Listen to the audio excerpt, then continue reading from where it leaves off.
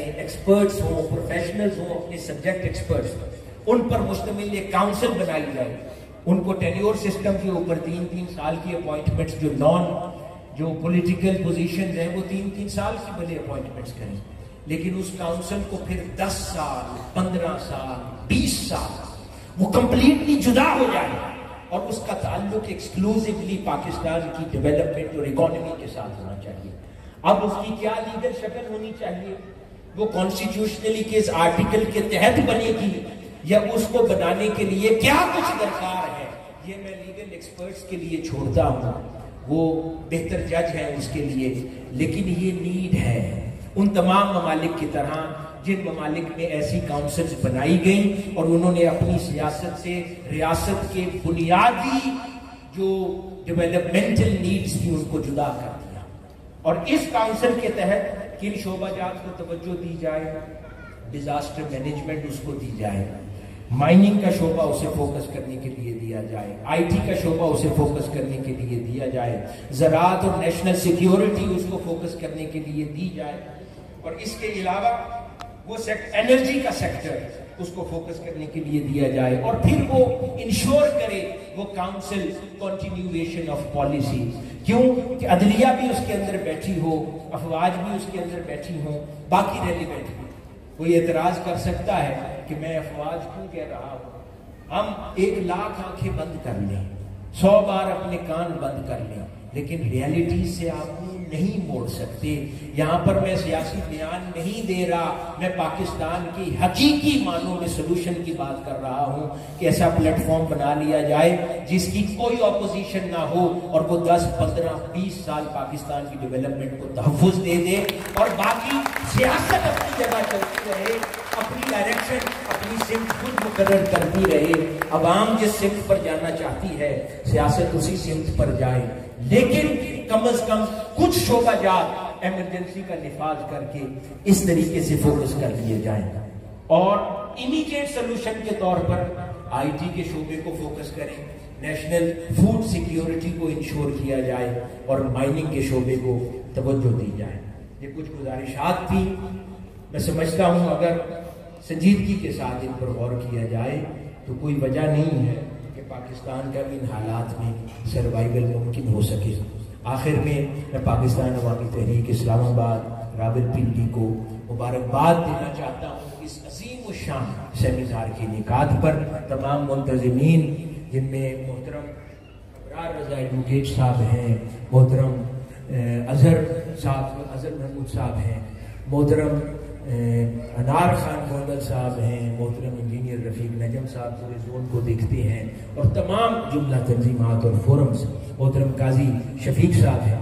یہ تمام ذمہ داران جو اس پورے ریجن کو لک آفٹر کر رہے ہیں، آپ سب کو مبارکباد ہو عظیم الشان پروگرام کے انعقاد پر. والسلام وما علینا الا البلاغ. جو ڈائریکشن پاکستان کو بہتری کی طرف لے جا سکتی ہے. میں نے گفتگو کے 3 حصے کیے ہیں. پہلا حصہ کچھ آج کے معاشی حالات کے اوپر بات کرنا چاہتا ہوں. دوسرا حصہ تاریخی پس منظر کہ جس کے نتیجے میں آج پاکستان ایسے حالات سے دوچار ہے، اور تیسرا ممکنہ حل بین الاقوامی کیس اسٹڈیز کی روشنی میں کیا ہو سکتا ہے. حاضرین مکرم، اکنامک پلاننگ کمیشن کے اعداد و شمار کے مطابق 1960 میں پاکستان کی برآمدات تقریباً $200 ملین تھی، جبکہ جنوبی کوریا، ملائیشیا اور تھائی لینڈ کی مجموعی برآمدات کا حجم بھی تقریباً اتنا ہی تھا. یعنی ان 3 ممالک کی کل برآمدات کے برابر پاکستان کی برآمدات 1964 میں تھی، جو کہ تقریباً $200 ملین. آج ہمارے ساتھ یہ چلنے والے ممالک جن میں جنوبی کوریا ہے، ان کی برآمدات 600 ملین $600 ارب، ملائیشیا کی برآمدات $300 ارب، تھائی لینڈ کی برآمدات 267 अरब डॉलर, टर्की की बरामदात 288 अरब डॉलर, जबकि आज पाकिस्तान की बरामदात 30 अरब डॉलर है। तो आगाज तो बहुत अच्छा हुआ था, सुनहरा था, रोशन था, लेकिन न जाने इस 75 साल के सफर में वो तरक्की के ख्वाब, वो हसीन मनाजिल कहाँ हो गए। और हमारे साथ चलने वाले ममालिक तरक्की का सफर तय करते करते कहाँ पहुंच गए, और पाकिस्तान आज अपने बुनियादी हुकूक के हुसूल की भी जंग लड़ रहा है। हाज़रीन मोहतरम, किसी भी मुल्क की तामीर और तरक्की में और उसकी मुआशी सूरत हाल के अंदर उसकी मौसमी और जोग्राफियाई सूरत हाल का बहुत अमल दखल हुआ करता है। इसी वजह से शायद पाकिस्तान एक ज़रई मुल्क हमेशा तसव्वुर किया जाता रहा है, और शायद यही वजह है कि पाकिस्तान में कमोबेश 3.5 करोड़ अफराद इसी शोबे से वाबस्ता है, डायरेक्टली और इनडायरेक्टली। लेकिन ये शोबा जिस तरह बदहाली का शिकार है, ये एक अलग दास्तान है और किसी से पोशीदा नहीं है। हाज़रीन कराम, इस तरह फिगर्स गिनते चले जाएं तो इसकी लिमिट नहीं है, और इंसान परेशानियों में मुब्तला होकर अपनी परेशानी में इजाफा ही करता चला जाता है। लेकिन ये सब कैसे हुआ और हम इस दोहराए पर आकर क्यों खड़े हो गए, इस पर गौर करने की जरूरत है। यहाँ पर एक मारूफ इकोनॉमिस्ट चंद साल पहले, जिन्होंने एक तहकीक लिखी, रिसर्च लिखी, और उस रिसर्च के अंदर उस पर उन्होंने इंटरनेशनल अवार्ड भी इकोनॉमिक्स का हासिल किया, और उस रिसर्च के अंदर एक निहायत ही इंटरेस्टिंग फैक्ट से पर्दा उठाया, जिसकी तरफ मैं आप लोगों की तवज्जो मबसूल करवाना चाहता हूं। जो इकोनॉमिस्ट हैं वो बयान करते हैं कि जब हम तारीख का मुताला करते हैं और कॉलोनियल मास्टर ब्रिटेन को देखते हैं, जिसने कमोबेश दुनिया के इतने हिस्से पर हुकूमत की कि कहा जाता था कि उनकी सल्तनत में सूरज गुरूब नहीं होता। उनके यहां 2 तरह के मॉडल्स थे। कुछ ममालिक के अंदर उन्होंने जो इंस्टीट्यूशंस डेवलप किए, क्योंकि बहुत सारे ममालिक जहां जहां उन्होंने कॉलोनीज इस्टेब्लिश की, उनको इदारे बनाकर दे गए। कुछ ममालिक के अंदर जो इदारे बनाए वो इंक्लूसिव इंस्टीट्यूशंस कहलाए, और कुछ इंस्टीट्यूशंस उन्होंने कुछ ममालिक में ऐसे बनाए कि जो अपनी शक्ल और हैत की वजह से एक्सट्रैक्टिव इंस्टीट्यूशंस कहलाए। इंक्लूसिव इंस्टीट्यूशंस की डेफिनेशन क्या है कि वो इंस्टीट्यूशंस जहां पर इंसान किसी प्रिंसिपल के तहत रूल्स एंड रेगुलेशंस को फॉलो करता है, जस्टिस प्रिवेल करती है, बेसिक ह्यूमन राइट्स प्रिवेल करते हैं, एलीट और कॉमन मैन के दरमियान तफरीक नहीं पाई जाती, और वो इंस्टीट्यूशंस दोनों तबकात के दरमियान बराबर फैसला करते हैं। ये तो इंक्लूसिव इंस्टीट्यूशंस कहलाते हैं। और जब एक्सट्रैक्टिव इंस्टीट्यूशंस वो इंस्टीट्यूशंस हैं जहां पर एलीट के लिए कानून और हुआ करता है और कॉमन मैन के लिए कानून और हुआ करता है।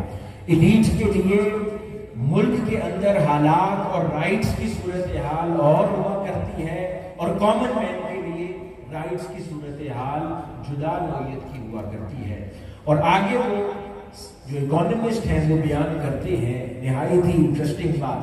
वो कहते हैं कि जिन ममालिक के अंदर उनको ज्यादा मुजाहमत का सामना करना पड़ा, उन ममालिक को उन्होंने एक्सट्रैक्टिव इंस्टीट्यूशंस बना कर दिए, اور جن ممالک کے اندر زیادہ مزاحمت کا سامنا نہ کرنا پڑا وہاں پر انکلوسیو انسٹیٹیوشنز کی اسٹیبلشمنٹ، اور پھر وہ ممالک کی فہرست بیان کرتے ہیں، اور اس ممالک کی جہاں پر ایکسٹریکٹیو انسٹیٹیوشنز قائم کیے گئے ان ممالک کی فہرست کے اندر کانگو، سب کانٹیننٹ، پاکستان اور میکسیکو جیسے ممالک کو وہ بیان کرتے ہیں کہ جہاں پر ایلیٹ اور نان ایلیٹ کے درمیان تفریق قائم کی گئی انٹینشنلی، یعنی اس نظام میں یہ گنجائش رکھی گئی کہ وہ نظام الگ دو طرح کے قانون ایک ہی ملک میں رہنے والے لوگوں کو دے سکے۔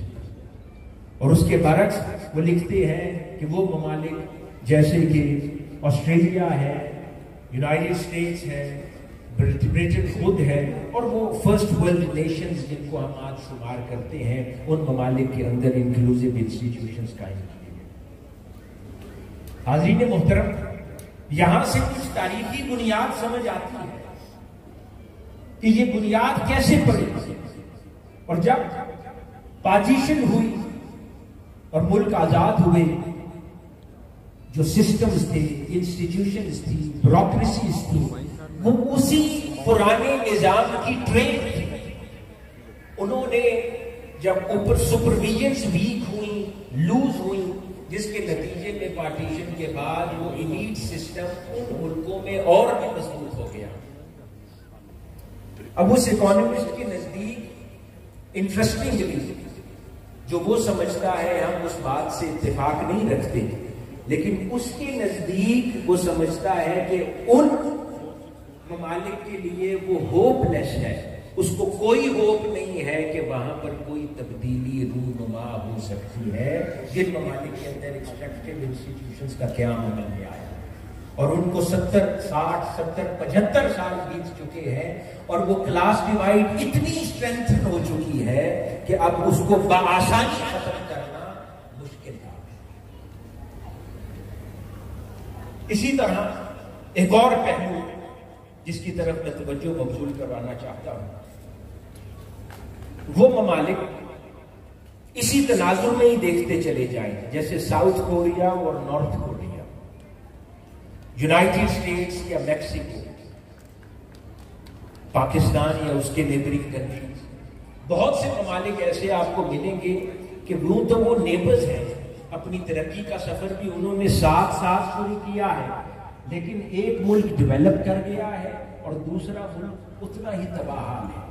ایک طرف امریکہ ہے تو اس کا نیبر میکسیکو ہے، ایک طرف ساؤتھ کوریا ہے تو اس کا نیبر نارتھ کوریا ہے، اتنا ہی بیکورڈ ہے۔ اور وہاں پر اس نے مثال دی کہ ایگزیکٹلی انسٹیٹیوشنل تقسیم اسی طرح کی ہے، جو ملک ترقی کر گیا ہے وہاں پر انکلوسیو انسٹیٹیوشنز اسٹیبلشڈ ہیں، اور جن ممالک کے اندر ساتھ نیبر ہو کر بھی سیم ریجن کے اندر ایکسٹریکٹیو انسٹیٹیوشنز ایگزسٹ کرتے ہیں، وہ تباہ حال ہے۔ وہ دلیل کے طور پر ان ممالک کی لسٹ کو لاتا ہے۔ آئیے اب اس بحث کی روشنی میں پاکستان کے حالات کا جائزہ لیتے ہیں کہ پاکستان کے اندر یہ جو انسٹیٹیوشنل تقسیم ہے، کسی بھی طرح کا انسٹیٹیوشن اگر اس کا بغور جائزہ لے آتا تو جن حالات سے پاکستان دوچار ہے، وہاں پر چاہے قانون کی صورتحال ہو، بیوروکریٹک رائٹس کی صورتحال ہو، عوام الناس کے بنیادی حقوق اور کام تک کی صورتحال ہو، وہاں اوپر گورنمنٹس چینج کرتے رہے، اقتدار بدلتا رہے، لیکن سسٹمز چینج نہیں ہوئی۔ اور اس کی مثال پچھلے بہت سے سالوں کے اندر ہمارے سامنے ہے۔ گورنمنٹس بدلی، پارٹیز بدلی، لیکن سسٹمز جوں کے توں رہے، ان کے اندر خاطر خواہ تبدیلی رونما نہیں ہوئی۔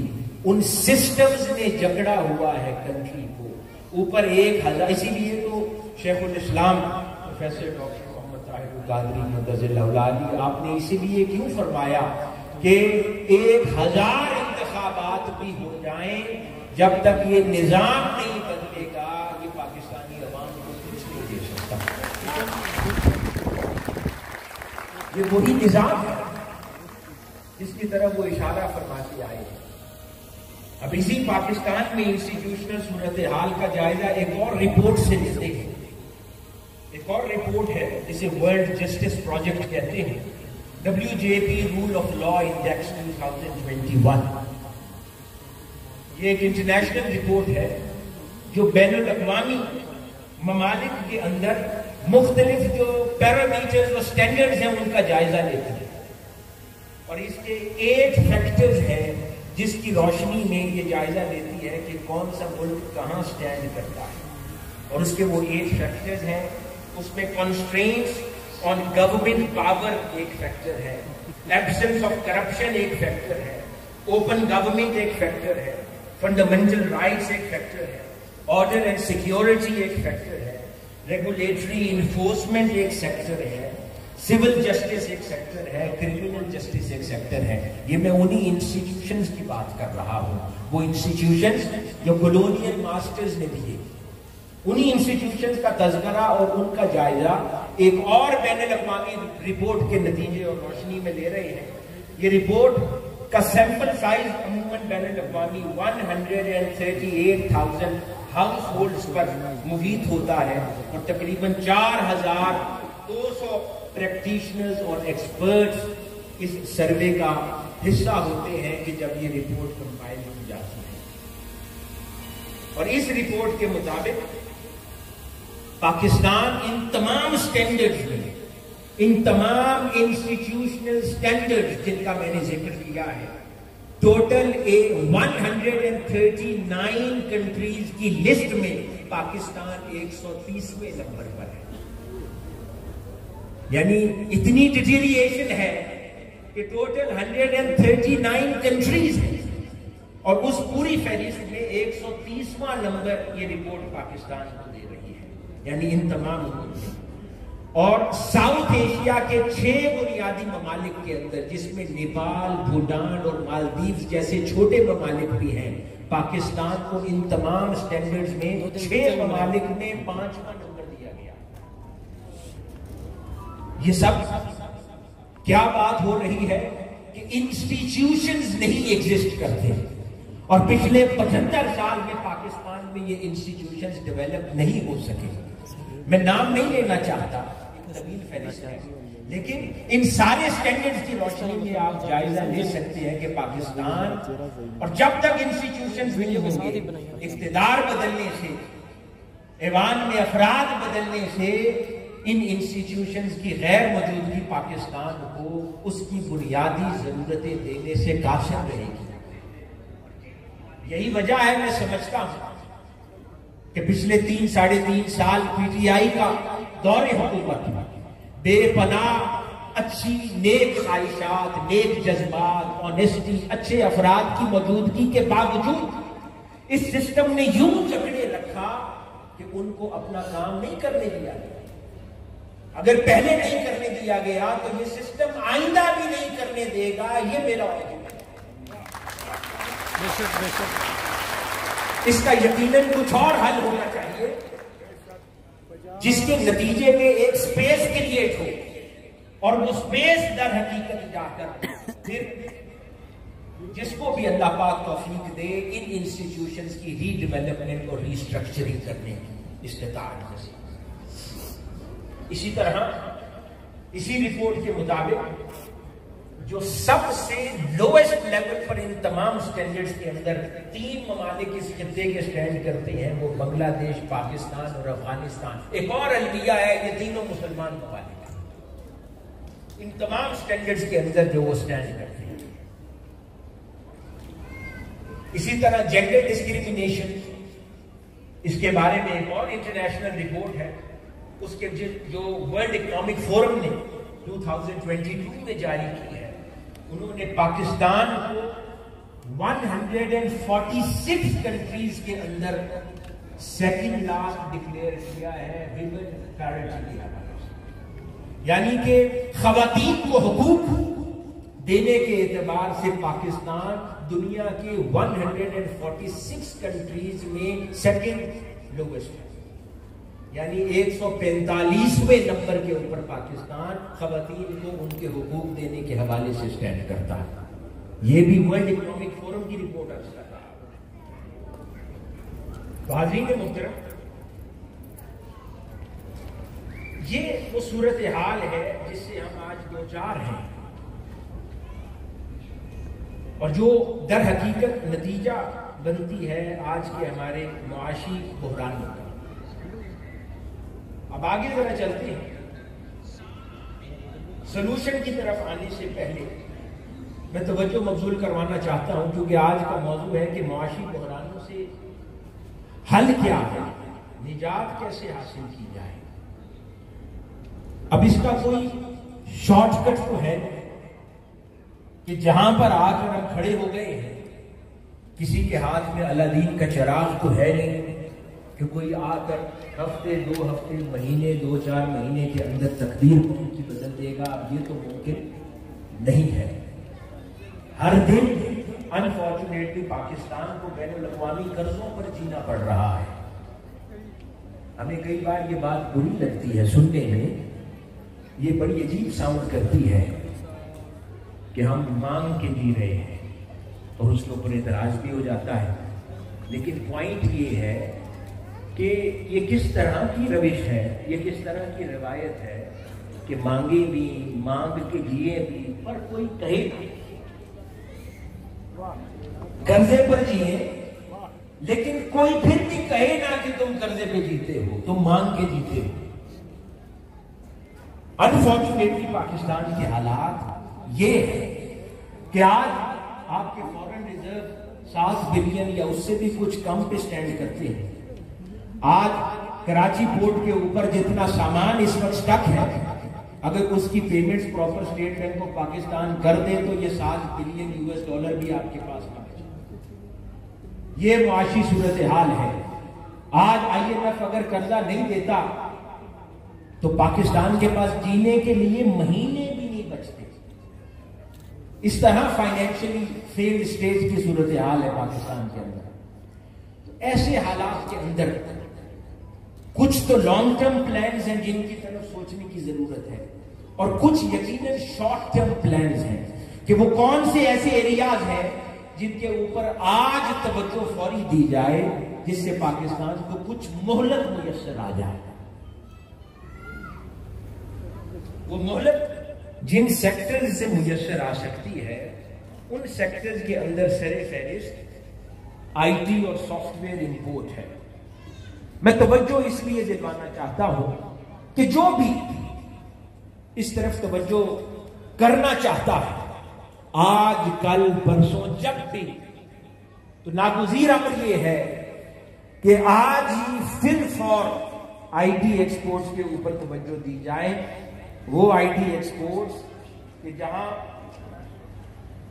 ہمارا ہمسایہ ملک انڈیا اس وقت تقریباً $267 بلین ورتھ کی IT ایکسپورٹس کر رہا ہے۔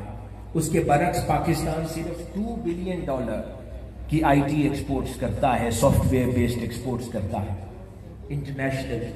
یہ ایک ایسا سیکٹر ہے جہاں پر آپ کو انفراسٹرکچر کی فل فور ضرورت نہیں ہے، آپ کو صرف مین پاور کو ٹرین کرنے کی ضرورت ہے، اور اگر آپ منظم طریقے میں ودن 6 months بھی اپنی ایکسپورٹس کو انہینس کر سکتے ہیں، انکریز کر سکتے ہیں، اور پریشیس ریونیو جنریٹ کر سکتے ہیں فار دا کنٹری، جس سے ملک کے لیے گنجائش پیدا ہے۔ اگر آپ بڑی انڈسٹریز کی بات کرتے ہیں تو این ممکن ہے کہ وہ پورا انفراسٹرکچر قوم کو دینے میں کئی سال درکار ہو، لیکن IT اس وقت وہ سیکٹر ہے کیا جا سکتا ہے۔ You just need a computer، اور جو ہیومن ریسورس پاکستان کے ہاتھ میں ہے، آپ اس ہیومن ریسورس کو ٹرین کر سکتے ہیں۔ آلریڈی وہ انسٹیٹیوشنز میں، یونیورسٹیز میں پڑھ رہا ہے، آپ اس کو رائٹ کورسز انٹروڈیوس کریں، رائٹ اسکل سیٹ اس کو لا کر دیں، ودن 6 months آپ یہ چیزیں ڈیولپ کر سکتے ہیں۔ اس وقت پاکستان کی IT کے حوالے سے صورتحال، انڈیا کی بات کریں تو اس وقت انڈیا میں سافٹ ویئر ہاؤسز اور سافٹ ویئر ڈیولپمنٹ کی کمپنیز کا عدد جانتے ہیں کتنا ہے؟ 32,000 کمپنیز انڈیا میں کام کر رہی ہیں، اور آگے بہت سے لوگوں کو امپلائمنٹ دیتی ہیں۔ امریکہ 5,85,000 IT بیسڈ کمپنیز ہیں، چائنا میں 40,000 کمپنیز کام کر رہی ہیں، اور پاکستان میں بیشتر 80% چھوٹی کمپنیز عدد 2000 ہے، اور اسی سے ہی آپ کا سافٹ ویئر کے اوپر اثر پڑتا ہے اور اس کی ٹوٹل امپورٹ. تو فل فور اس کو بڑھانے کی ضرورت ہے. اسی طرح جن ممالک نے ترقی کی ہے ذرا ان کا جائزہ لیں. جرمنی ہے، کھلونوں کی انڈسٹری ڈیولپ کی اور وہاں سے اٹھا کے آٹو موٹیو کی انڈسٹری اتنی بڑی اس نے کر دی کہ آج پوری دنیا میں 34% آٹو موبائل سپلائی کرتا ہے، آٹو موبائل وہیکل سپلائی کرتا ہے. اسی طرح ساؤتھ کوریا ہے، چائنا اسی پیٹرن پہ چلا، جاپان اسی پیٹرن پہ چلا. آج وہ پوری دنیا کے میجر ایکسپورٹر ہیں ٹیکنالوجی کی دنیا کی. تو آج کوئی وجہ نہیں ہے کہ پاکستان یہ نہ کر پائے، لیکن انفارچونیٹلی اگر ہمارے پاس ایک تو ول نہ ہو اور دوسرا فوکسڈ نہ ہو، ویژن نہ ہو، اور تیسری چیز کنکلوژن کے طور پر جو میں عرض کروں گا، 3 سیکٹر فل فور فوکس مانگتے ہیں. اگر ان 3 سیکٹرز کو فل فور ترجیحی بنیادوں کے اوپر توجہ دی جائے، جو بھی دے، ہم یہاں پر ریاست کی بات کر رہے ہیں، ریاست کی حفاظت کی اور مستقبل کی بات کر رہے ہیں، اس کو فل فور ترجیحی بنیادوں پر 3 سیکٹرز ہیں جو پاکستان میں اگر ہم چاہتے ہیں کہ معیشت کو کچھ سپیس میسر آ جائے تو سروائیو، تو وہ 3 سیکٹرز ہیں. ایک زراعت کو، وہ تو اب سیلاب سے ویسے بہت تباہ ہو گئی ہے، اس کو توجہ دینے کی ضرورت ہے. دوسرا جیسے میں نے عرض کیا کہ آئی ٹی اور سافٹ ویئر سیکٹر، اور تیسرا مائننگ. یہ پوری دنیا میں تقریباً $401 بلین کی ایکسپورٹس مائننگ سے متعلق ہے. پاکستان میں سب سے زیادہ ذخائر مائننگ کے ہیں، کاپر ہے، گولڈ ہے، کول ہے اور دیگر مائنز ہیں. لیکن انفارچونیٹلی پاکستان پوری دنیا کی total mining related exports, mineral exports کا 0.01% بھی کنٹریبیوٹ نہیں کرتا ٹوٹل شیئر کے اندر. مجھے آج تک یہ سمجھ نہیں آئی کہ پاکستان اپنے مائننگ سیکٹر کو کیوں پراپرلی ایکسپلور نہیں کر پایا. کیوں نہیں ہم برازیل کے ماڈل کے اوپر چل کر پاکستان کو پھر سے اسٹرینتھن کر سکتے.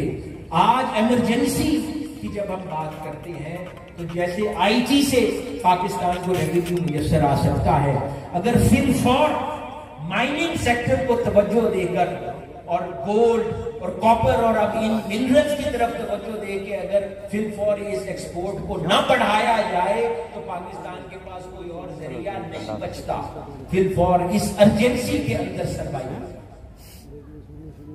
برازیل 2000 کے اندر $10 بلین کی ایکسپورٹ سالانہ کرتا تھا منرلز کی اور مائنز کی، اور 2020 کے اندر وہ $50 بلین کی سالانہ اس وقت منرلز کی ایکسپورٹ کرتا ہے. پاکستان میں کم و بیش 6 لاکھ مربع اسکوائر کلومیٹر رقبہ ہے جہاں پر یہ ریسورسز اویلیبل ہیں، ایگزسٹ ہیں، جو انٹرنیشنل سرویز جس کی بات کرتے ہیں، لیکن انفارچونیٹلی ہم نہیں کرتے. اور آپ اس کی بات چھوڑیں، پاکستان میں مائننگ سیکٹر کے لیے پراپر قانون سازی نہیں ہے.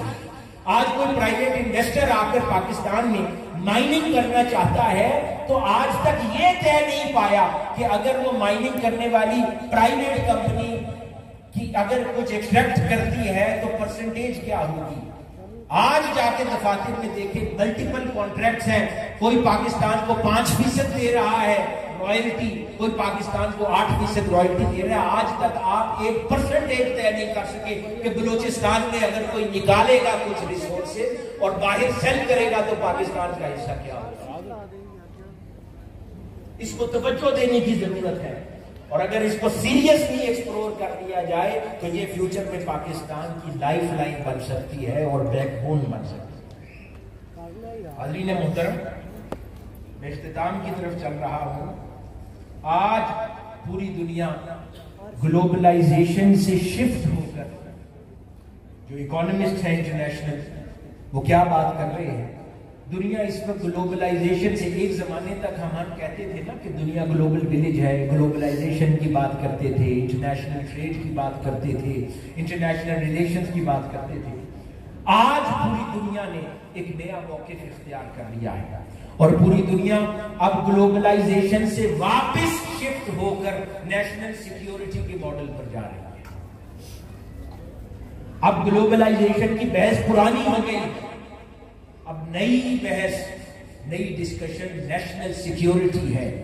آج بین الاقوامی محققین یہ کہہ رہے ہیں کہ مستقبل میں اب اس ملک کا سروائیول ہے جس کی فوڈ سیکیورٹی ہے, جس کی نیشنل سیکیورٹی ہے, جس کی جتنی زیادہ انڈیپینڈنس ہے اور جتنی کم ڈیپینڈنس ہے انٹرنیشنل ریلیشنز پر, انٹرنیشنل ریسورسز کے اوپر, وہ ملک اتنا زیادہ مستقبل میں سیکیور ہے. تو یہ جو نیا مستقبل ہے, نئی دنیا ہے, وہ انڈیپینڈنس کا تقاضا کرتی ہے اور انڈیپینڈنس کا تقاضا تبھی مکمل ہوگا جب اس فوڈ سیکیورٹی کے ایریا کو پاکستان سیریسلی لک انٹو کرے گا اور اپنی قوم کی کم از کم ضرورت اور فوڈ باسکٹ یہی پاکستان سے پروڈیوس ہونا شروع ہو جائے گا. ہماری ریلائنس امپورٹس کے اوپر کم سے کم ہوتی چلی جائے گی. یہ تبھی ممکن ہوگا جب ہم کوئی پالیسیز بنائیں گے اور اس پر کام کریں گے. اب میں آخری حصے کی طرف آ گیا ہوں. حاضرین محترم, ایک انٹرنیشنل سروے ہے, بین الاقوامی سروے, جو ممالک کی لسٹ تیار کرتا ہے کنسسٹنسی آف پالیسیز کے حوالے سے, کہ کون سا ملک اپنی پالیسی کے اعتبار سے کتنا کنسسٹنٹ ہے. وہ انٹرنیشنل سروے اس کے ان اکارڈنس وہ پھر فیصلہ کرتا ہے کہ کون سا ملک اس کنسسٹنسی کے نتیجے میں کتنی ترقی کر پایا ہے اور کتنی ترقی نہیں کر پایا ہے. اور وہ سروے بھی فارچونیٹلی اور انفارچونیٹلی پاکستان کو لسٹ میں سب سے لویسٹ رینک کرتا ہے. یعنی پاکستان کے اندر بدترین کنسسٹنسی آف پالیسیز ہے پچھلے 75 سال کے اندر, جس نے پاکستان کو بننے نہیں دیا. میں جس آخری بات کی طرف توجہ مبذول کروانا چاہ رہا ہوں, پاکستان کے ہر مسئلے کی بنیاد انکنسسٹنسی آف پالیسیز ہے. اور یہ تب ہوتا ہے کہ جب انسٹیٹیوشنز نہیں ہوتے.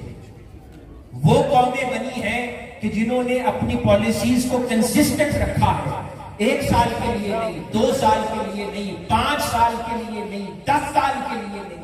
جن ملکوں نے 20 سال ایک پالیسی کو لے کر چلے ہیں, وہی ملک اس دنیا کے نقشے کے اوپر ڈیولپڈ نیشن کے طور پر ابھرے ہیں. بٹ انفارچونیٹلی پاکستان کے اندر یہ تسلسل برقرار نہیں رہا. سادہ الفاظ میں اگر میں یہ کہنا چاہوں, آپ اگر ہر سال اپنے اسکول کا, اگر کوئی شخص اسکول رن کرتا ہے, آپ اپنے اسکول کا ہر سال پرنسپل ہی بدلتے رہیں, کبھی وہ اسکول بھی معیاری اسکول بنے گا نہیں بن سکتا.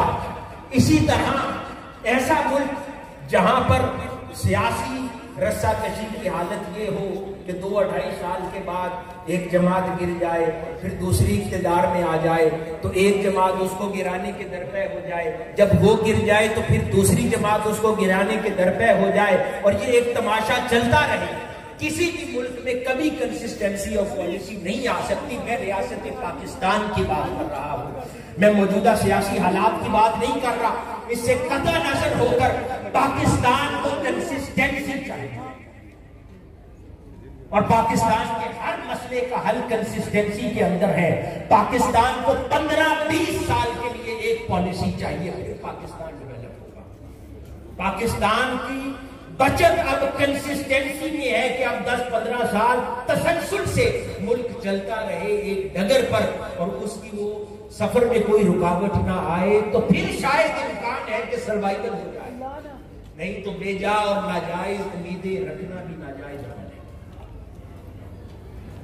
میں چند مثالیں اس کنسسٹنسی کے حوالے سے عرض کروں. یونائٹڈ اسٹیٹس آف امریکہ,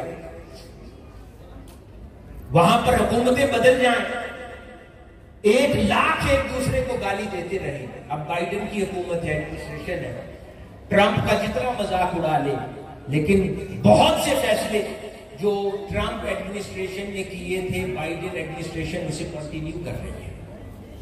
مجال ہے کہ کبھی اس کو تبدیل کرنے کا خیال بھی آئے, کیونکہ سیاست جدا ہے, ریاست جدا ہے. ہر کوئی ریاست کے بارے میں سوچتا ہے. بٹ انفارچونیٹلی پاکستان کے اندر حالات یہ ہے کہ یہاں پر سیاست کو مقدم ڈالا جاتا ہے ریاست پر. تو وہاں پر پالیسیز نہیں بدلتی. پاکستان کے اندر نیا دور حکومت تبدیل ہوتا ہے، وہ فرض عین سمجھتے ہیں کہ پچھلے دور حکومت کے تمام پالیسیز کو فوری تبدیل کر لیا جائے. جتنے نئے پروگرام شروع کیے گئے ہوتے ہیں ان پر بندش لگا دی جائے. یہ کوئی ایک حکومت نہیں کرتی، یہ تاریخ ہے پاکستان کی. نام بدلتے ہیں، پالیسیز بدلتے ہیں. کوئی روڈ انفراسٹرکچر ڈیولپ ہو رہا ہے تو نئی حکومت آگے وہ بند کر دے گی اور دوسری جگہ پر شروع کر دے گی تاکہ وہاں پر اس کے نام کی تختی لگ جائے. تو وہاں سے ملک نے کہاں بنا ہے؟ اور کوئی یہاں پر سپریم اتھارٹی انفارچونیٹلی پاکستان میں نہیں ہے جو اس چیز کو مانیٹر کر سکے کہ کنسسٹنسی آف پالیسی ہو. اقتدار بھلے تبدیل ہو جائے لیکن پاکستان کے مفاد میں لیے گئے فیصلہ جات کنٹینیو کرتے رہے. کوئی نہیں لک آفٹر کرتا، جس کا نتیجہ پاکستان کے یہ موجودہ حالات ہے. چائنا میں ایک سپریم فورم ہے فل فلیج جو اس کو واچ کرتا ہے، اور انہوں نے اپنی سیاسی اور الیکٹورل پالیٹکس کو اس فورم سے جدا رکھا ہوا. وہ فورم ایکسکلوسیولی چائنا کا، اس کو غالباً پولیٹو بیورو کہتے ہیں. وہ ایکسکلوسیولی واچ کرتا ہے کہ چائنا کی consistency of policy, economic development, economic policy اور فورن پالیسی تسلسل سے قائم رہے، بھلے اقتدار تبدیل ہوتے رہے. جتنے مرضی حکمران بدل جائے کنٹینیویشن آف پالیسی رہتی ہے. اس لیے امریکہ کے اندر چاہے براک اوباما آ جائے یا کوئی اور آ جائے، میں بلکہ آپ لوگوں کو کچھ تاریخ کے ان جھروکوں میں لے جانا چاہتا ہوں کہ ایک زمانے میں ہماری قوم بھی بڑی سادہ ہے. باراک اوباما آ گیا، ہمارے کچھ لوگوں کو پتا چلا کہ شاید وہ ننیال سے کوئی ایک آدمی اس کی نسل میں مسلمان تھا. اس سے ان کو امید جاگی کہ شاید یہ مسلمانوں کے لیے بڑا خیر خواہ ہوگا. لیکن بش ایڈمنسٹریشن ہو یا باراک اوباما ایڈمنسٹریشن ہو، کسی پالیسی کا تسلسل نہیں ٹوٹتا. کیوں؟ کیونکہ وہاں کی پالیسیز کوئی اور دیکھتا ہے اور سیاست عوام دیکھتی ہے. لیکن پاکستان کے اندر ہم نے یہ گڑبڑ کر رکھا ہے. ملائیشیا 13 مئی 1969 ملائیشیا کی تاریخ کا ایک عظیم دن، جس دن انہوں نے فیصلہ کیا کہ اب ملائیشیا پسماندہ نہیں رہے گا. تو اس ملک نے کیا کیا؟ اس ملک نے 1971 کے اندر نیشنل آپریشن کاؤنسل کے نام سے ایک نیو اکنامک پالیسی کا اجرا کیا اور ایک نئی کاؤنسل تشکیل دے دی جس کا وہاں کی سیاست سے کوئی تعلق نہیں تھا. یہ میں سلوشن کی طرف جا رہا ہوں. اس کا اس سیاست سے کوئی تعلق نہیں تھا. الیکٹورل پالیٹکس اپنی جگہ چلتی رہی، الیکشنز ہوتے تھے، سیاست ہوتی تھی اور وہ کام چلتا رہتا تھا. ڈیموکریٹک پروسیس جاری رہا. لیکن ایک کاؤنسل جدا ہو گئی جس کے اندر تمام طاقتور انسٹیٹیوشنز اور طبقات ایک کاؤنسل میں جمع ہو گئے اور وہ ملائیشیا کی اکنامک پالیسی اور فیوچر کا تعین کر رہی تھی اور ڈیموکریٹک پالیسی اور ڈیموکریٹک گورنمنٹس آپریشنز کو واچ کرتے. اس کاؤنسل کی دی گئی پالیسی نے 20 سال بغیر انقطاع کے کنٹینیو کیا، جس کا نتیجہ آج کا ملائیشیا ہے کہ 20 سال وہ کاؤنسل انشور کر رہی تھی کہ ڈیولپمنٹل اور اکنامک پالیسی میں کوئی انقطاع نہ آئے. جو پالیسی اڈاپٹ کی گئی ہے، چاہے ایگریکلچر ڈیولپمنٹ کی پالیسی کیوں نہ ہو، چاہے انڈسٹری کی پالیسی ہو، چاہے جس طرح کی پالیسی ہو، وہ کنٹینیو کرے گی. اقتدار بدلتے رہے، سیاست اپنی جگہ چلتی رہے، لیکن اس کو کوئی آنچ نہیں آنے دی جائے گی.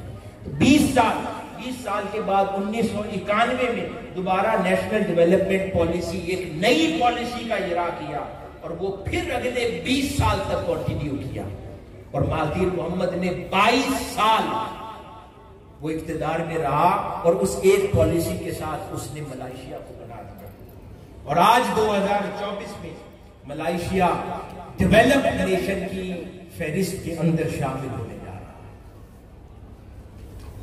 حاضرین محترم، یہ میں نے آپ کو چند مثالیں دی ہیں، اسی طرح ہر ڈیولپڈ نیشن کی مثال ہے کہ وہ کس انداز میں اور کس طریقے کے ساتھ وہ چلتے جا رہے ہیں اور نتائج پیدا کرتے ہیں۔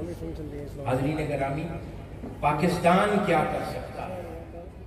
جو میں پرپوز کرنا چاہتا ہوں یہاں پر ان تمام سچویشنز کے نتیجے میں اور جس کے اندر سروائیول ہے، وہ یہ ہے کہ پاکستان بھی فی الفور اپنی ایک کاؤنسل تشکیل دے جس کو Pakistan economic prosperity and security council کا بھلے نام دیا جائے، اور یہ تمام سیاست سے ہٹ کے ہو، پاکستان کے اندر بھلے پولیٹیکل ڈیموکریٹک سسٹم اپنی شیپ اور اپنی ڈائریکشن خود لیتا رہے جو سوٹ کرتی ہے، لیکن پاکستان کی اکانومی کو خدا را اس سارے پروسیس سے الگ کر دیا جائے، نہیں تو اگلے 75 سال بھی پاکستان کبھی نہیں ڈیولپ ہو سکے گا۔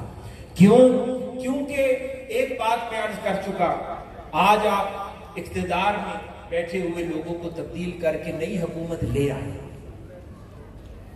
کیا گارنٹی ہے کہ یہ سارے پھر ان کو گرانے کے درپے ہو کے 2 سال بعد نہیں گرا دیں گے؟ پھر ان کو آپ بٹھا دیں اور کیا گارنٹی ہے کہ اگلی حکومت پھر ان کو گرانے کے درپے ہو کے اگلے 2 سال میں پھر نہیں گرا دیں گے؟ اس لیے اس پروسیس کو الگ کر دیں، وہ چلتا رہے جیسے ملائیشیا نے کیا، اور پاکستان کی اکانومی کو تحفظ دینے کے لیے، ڈیولپمنٹ کے لیے فی الفور ایک کاؤنسل بنا دی جائے، اور اس کاؤنسل کے افراد کون کون ہوں، اس کے اندر سب لوگوں کو برابر کا حصے دار اور شریک کر دیا جائے۔ اس کے اندر پاکستان کی اعلیٰ عدلیہ کے ریپریزنٹیٹیوز ہوں، اس میں افواج پاکستان کے ریپریزنٹیٹیوز ہوں، اس کے اندر اور گورنمنٹ کے ریپریزنٹیٹیوز ہوں، پرائم منسٹر بیٹھے، چیف منسٹرز بیٹھے، اپوزیشن لیڈرز ہوں تمام پارلیمنٹس کے، اسمبلیز کے، وہ بیٹھے، ریلیونٹ وہ تمام اسٹیک ہولڈرز جو سسٹم کو رن کرتے ہیں بائی ورچو آف ڈیزیگنیشن ہوں، وہ بھی اس میں بیٹھے، اور اس کے علاوہ